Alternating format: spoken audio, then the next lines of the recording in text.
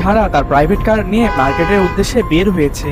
হঠাৎ করে পিছ থেকে একটি লাল গাড়ি ধাক্কা মেরে পালিয়ে যায়। সারা গাড়ি থেকে নেমে দেখে পিছনে অনেকটা ক্ষতিগ্রস্ত করে ফেলেছে। সারা গাড়িটি খুঁজতে লাগলো আর সামনে গিয়ে দেখে লাল গাড়িটি একটি রেস্টুরেন্টের সামনে পার্কিং করা রয়েছে। সারা রেস্টুরেন্টে ঢুকে দেখে তিনজন ব্যক্তি বসে আছে। এখন প্রশ্ন আপনার কাছে, তিনজন ব্যক্তির মধ্যে কে লাল প্রাইভেট কারটির মালিক? অপশন দেওয়া হলো 1, 2, 3, সময় হচ্ছে 5 সেকেন্ড, তাড়াতাড়ি ভেবে বলুন।